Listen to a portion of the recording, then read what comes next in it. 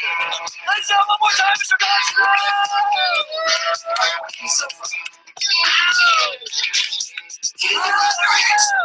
Let's hear it. Let's bring it hard. Whoa. Yes. Go, bro.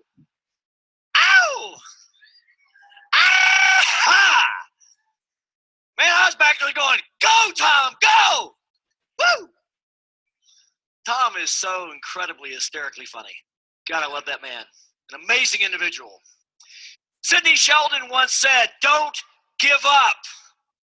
There are too many naysayers who will try to discourage you. Don't listen to them. The only one who can make you give up is yourself. Always know that it is there for yours. Take the action and be determined and go get it.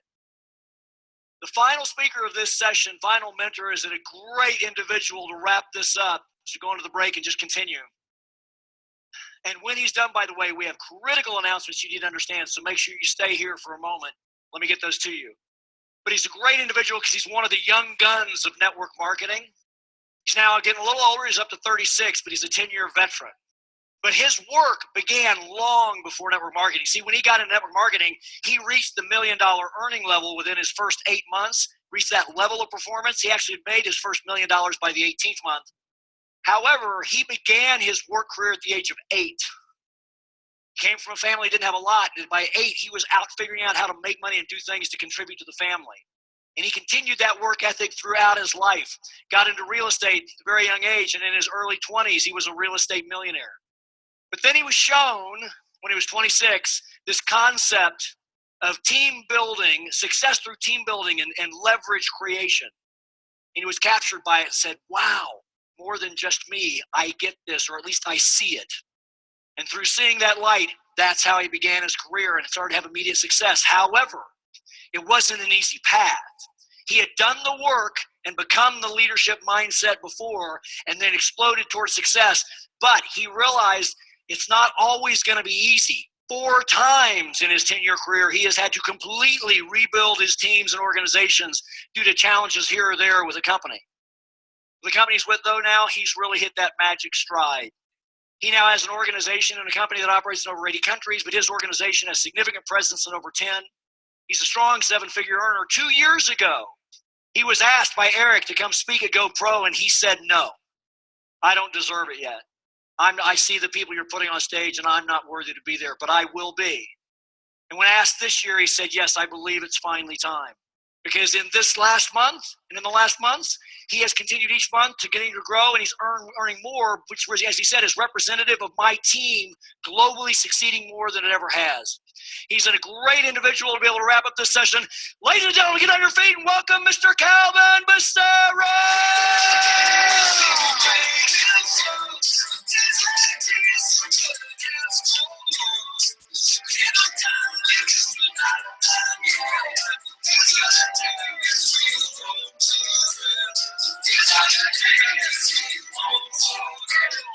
Go, Pro! Man, I'm excited to be here. Before I start, I just want you guys to know how incredibly grateful I am to be here to speak into your lives today. This is a huge responsibility, and I understand that. For some of you, this is just another event in your calendar of events to go throughout the entire year. This is a stepping stone for 2016, 2017. But for some of you, it was an amazing stretch you had to make. Might be the only event of your year, but this is the most important. And you guys are the ones that I'm speaking to today. There's a whole world of fun outside, but you guys are still in your seats.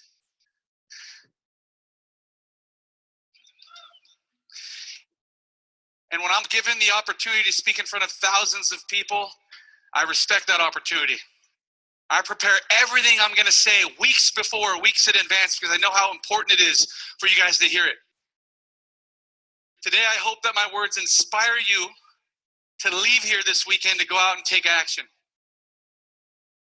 I hope I build a belief in you that you never had before. And I hope that through my story, you can see yourself in it, or you can see yourself living out your story.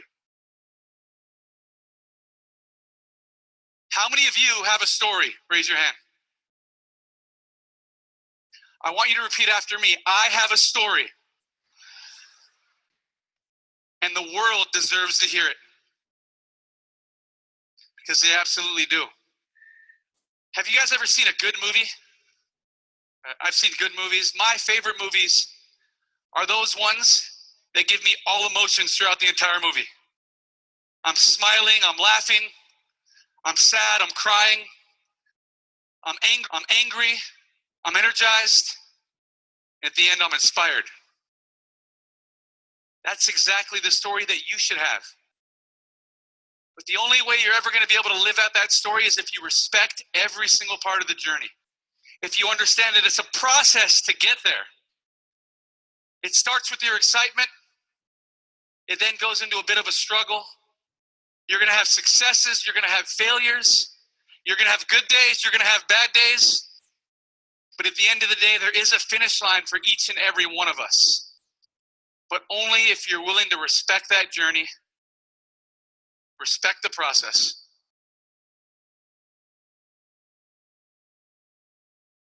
Every day I'm chasing something. That seems characteristic of my team as well. Every day they're chasing something. They're chasing after something every single day. For me, more than the prize, what's most important to me is the process. The reason I talk about the process is because the process changed my life. My life has been a series of processes over and over again that I've been willing to endure in order to achieve every bit of success I've ever earned in my life. And that's why I'm here on this stage today.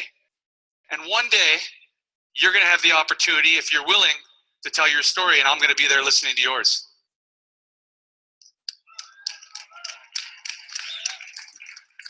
March 6, 1981. Me and my twin brother Brandon were born to my mother, Donna Marie Strobel, my dad, Gilbert Becerra. I don't ever remember them being together. Before 1 year old, they divorced. My mom had problems with her family, problems her entire life. She took us away from my dad and moved us to Northern California. I remember sitting on that Greyhound bus when someone took my mom's seat. My mom had to stand up the entire way from Los Angeles all the way to Oakland. I remember standing in the line at the city building or the county building so we could apply for food stamps. I remember applying for government housing. I lived in every single project house. I don't remember a house I lived in longer than a year. We lived in cars. We lived on couches. We lived in hotels. We lived in motels.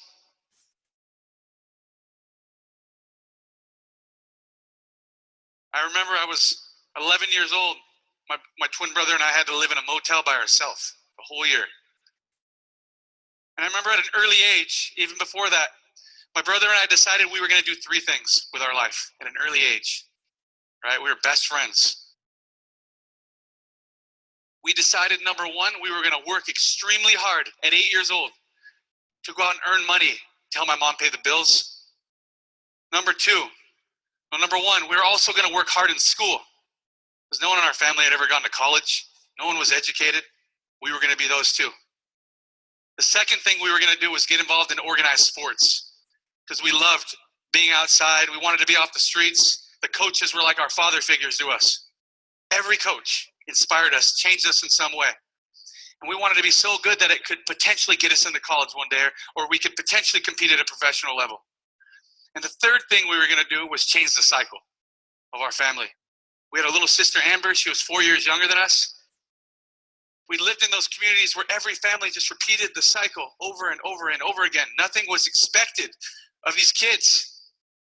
They weren't teaching them to dream. Every once in a while, there was an outlier in that community who became something big later in life, along with me and my brother. But we wanted to change the cycle for every kid born after us in our family, so me and my brother Brandon could be that example for everyone else. And I remember at 8 years old, my brother and I were knocking on doors. We were asking if they needed yard work done. We were asking if we can wash the cars. We were asking old people we can carry their groceries home for them just to get tips. And we take it back to our mom to help her in some sort of way. just to keep the lights on, just to keep the water warm. And there were days every single month when we came home to freezing cold showers, when we had to do our homework with candles lit throughout the entire house. It was our normal. But that's what fired us up every single day. I remember getting involved, in organized sports, and I played football, I played baseball, I wrestled, I ran track, I did everything I could. And I remember when I'd be behind in the count, or I'd drop a couple passes, or I'd be behind in a wrestling match, or 15 meters back in a race. And I remember looking into the crowd to try to find my mom. And I remember I would, thank you. And I remember I'd find her eyes, and just beyond her eyes, I'd make eye contact with her, and make contact, and it would make me fight a little bit longer. It'd make me try a little bit harder, run a little bit faster, dig a little bit deeper. It helped me grow some sweat equity in what I was doing. It helped me take pride in that moment of my life, at that moment in time, that single moment. Do you guys want to know why people quit? They don't have pride in what they do. You want to know why people stop? It's because they're selfish and all they care about is themselves. But when you have a bigger purpose of why you're doing what you're doing, and you want to honor the sacrifices that others are making for you, there's nothing that's going to stop you in the face of adversity. It's when you make decisions and choices based on yourself that something a lot tougher is going to come in front of you. It's going to force you to quit because you don't have a driving force behind why you're doing what you're doing. My brother and I decided we wanted to go to the best high school. My mom's like, the best high school? That's an hour away. I can never afford that. I'm trying to keep my jobs and raise my kids at the same time. I'm getting laid off right and left all the time because I don't have the skills. I can't do Excel. I can't do this. I remember her going to community college and me helping her with her computer homework. I was like a kid. I don't even know if I got that stuff right. But I remember we said, we want to go to this high school in Concord, California. It was called De La Salle High School, okay? That's right? He knows. Best football program in the country at that time. They had this streak that they had started. I wanted to be a part of it. I wanted to be on the track team. I wanted to wrestle. I wrestled since I was in 4th grade, and I wanted to play baseball. I wanted to do everything. We wanted to go to that school because we know if we went to that school, we were going to get noticed for all of our hard work. It was going to pay off there, in the classroom and on the field. My mom couldn't afford it, but my brother and I, there's always a way. 15 years old, we went to Concord. We applied every single application we could. Everyone hired us. So we picked 3 jobs because when you're 15, you can only work 1 job in a certain amount of hours. So we had a strategy behind everything. One boss wasn't going to know what the other boss hired us. And we worked 3 jobs a day to pay for our high school. 15 years old.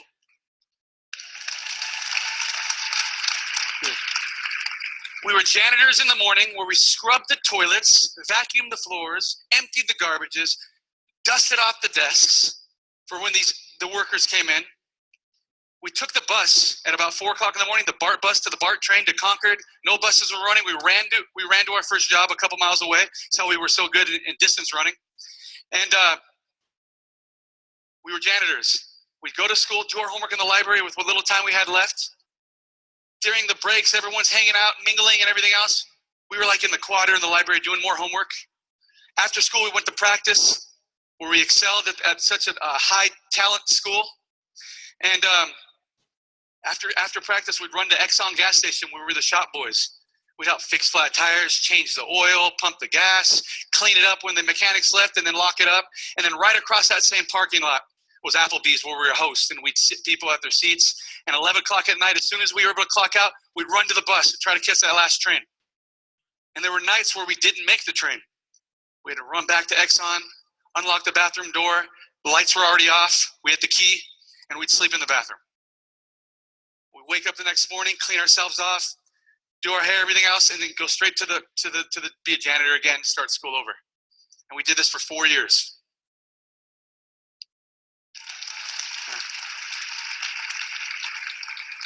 We graduated that high school. We got full ride scholarships for academics and for sports. First ones in our family to go to college. Changing the cycle. Went to college, graduated cum laude, top of our class.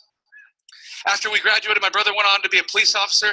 I went on to get involved in the real estate industry. My brother later left the police department to become an entrepreneur. He got involved in real estate.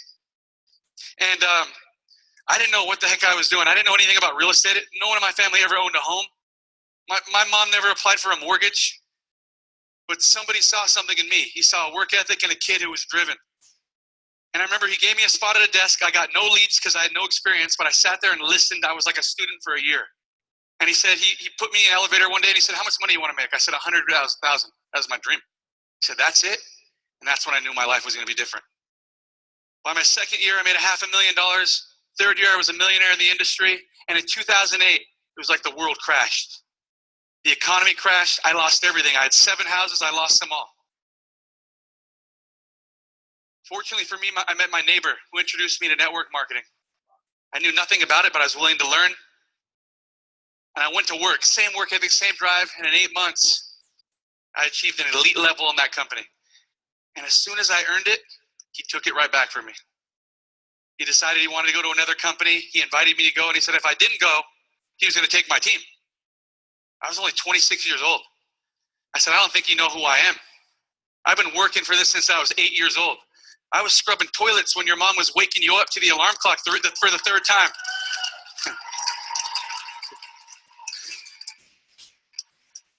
I worked hard for this my entire life. No matter what you do, no matter what you take, I can rebuild again, and I can rebuild again, and I can rebuild again. And I stayed, and it took me 2 years to do what I did in that first 8 months again. I've rebuilt my business 4 times. Have some amazing people in my organization here, Stefania, Danny, and everybody here. And I've duplicated myself. I have a business that pays me 24 hours a day. I've met my beautiful wife, Shannon, in the industry, 4 beautiful kids together. It's amazing. The time freedom, the friendships, the relationships, traveling the world. I never expected that. Work ethic. Respected the process. Enjoyed the journey. Understood every part was part of my success. You guys know the story of Sylvester Stallone? He knew what he wanted to be since he was a kid. He wanted to be in the movie industry. When he got older, he went and auditioned more than 1,500 times just to get a part.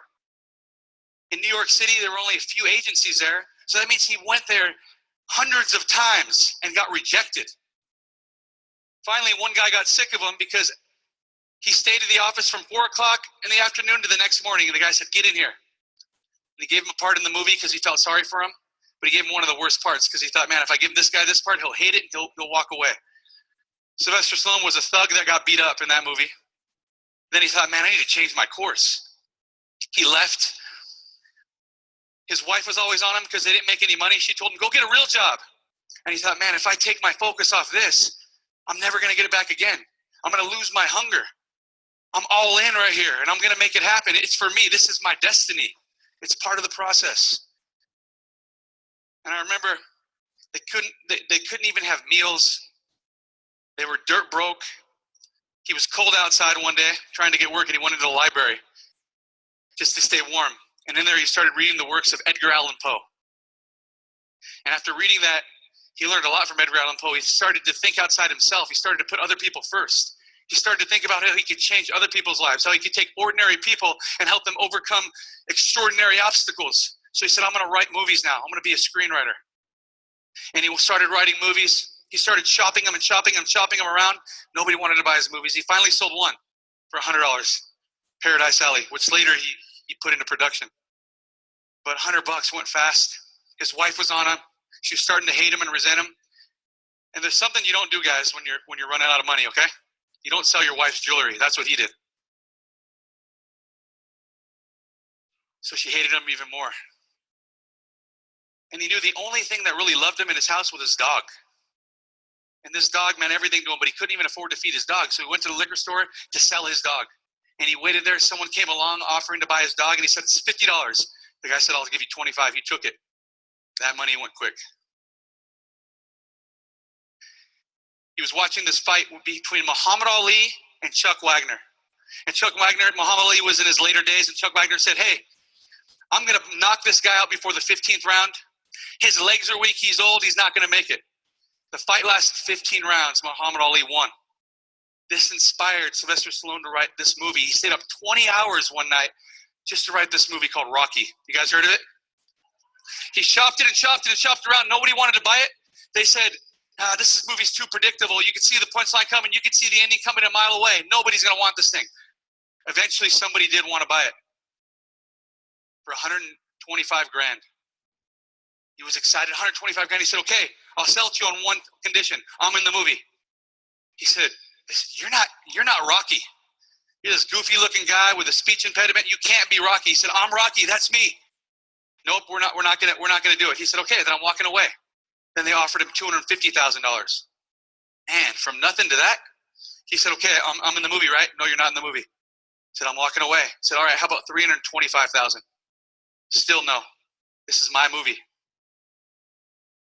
They said, okay, you know what? We'll give you $30,000 and we'll give you a point in the movie. We'll give you points in the movie production and we'll let you be Rocky. And he said, oh, that's great. I'm going to do it. And he said, we're taking a risk, so you're going to take a risk. They made the movie. The movie cost $1 million to make. It grossed over $200 million, that movie. The first thing he did when he got that $30,000 was he went to the liquor store to go find his dog. 3 days later, the guy comes out with his dog. He says, hey, I'll buy that dog back for $50, $100. Nope. $500, $1,000. Nope. Eventually, he sold his dog back to the guy for $15,000. And the guy said, and I want a part in Rocky, that movie you're making. So he gave him a part in Rocky. And his dog Butkus got a part in the movie too.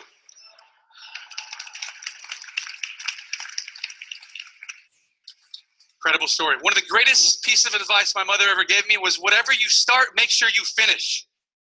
The thing about people who get started in things is usually if they don't like a certain person, they don't like the process, they usually quit. What happens when we quit is once a person quits, usually it becomes a habit that eventually starts to follow them throughout their life. And eventually when they get married, they start a family, they have some kids, comes back to haunt them, and then it affects them. This is why I say the process is more important than the prize. You have to take pride in what you do. It's not about the outcome as much as it is about you being able to look yourself in the mirror every single night before you go to bed and be excited because today you gave it everything you possibly could. You're always going to be given opportunities to quit. It's just that most people take advantage of those opportunities and they say, why did this have to happen to me? I thought, why not me? This is a perfect opportunity for me to be a blessing for someone else. This is the perfect chance for me to repay back all of those people in my life who've ever invested in me. It can't just be about you. And once we understand that life is a blessing and life is a gift, and if we were to have to check out today, how would we want to be remembered tomorrow? It's bigger than you. The world doesn't owe us anything. Success on our part should be the rent that's due just simply to exist. It's our responsibility to leave this place better than when we found it. The world deserves to hear your story. What is your story? Put it in writing, sell it to the world, and go make it happen. Thank you, guys.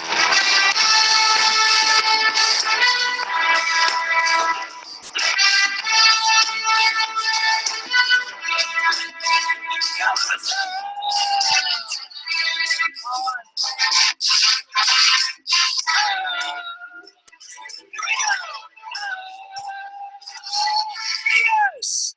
Go, Pro! Wow, what an amazing session. Yes or yes? Yes. All right, listen up. This is going to go fast, but it is critically important. First, obviously, we have a very special session this evening with Tony Robbins. We have, I know, you're going to want to be back on time. We have 80, guys, if you'll slow up the slide. We're just letting everybody know what it says. I wish I spoke Spanish, but I don't. However, there are 80 headsets available for simultaneous translation. So for those, if you have team members here, you know those who could participate or benefit from that, it is a first-come, first-served basis to go get them. You need to do that outside at the registration area ASAP the minute we break here in about 2 minutes. So give me the next 2 minutes if you'd like one of those headsets or you think it'll be of value to someone on your team. Next, the coaching forms. Those of you who are participating, make sure you get out to the registration area and get those in, or make sure they're aware of it, or get them so that you can fill them out and turn them in. Same thing with social media mastery. For those who have made that decision, since it's only available here, make sure you get those forms in as well. And also, for Tony tonight, if you've got an idea just like a t-shirt or a hat, make sure you get that on the way back in so we all look like a unified team in team uniform. Now listen carefully, Super VIP. Right outside, we have to clear the room here in a second, and I mean clear the room.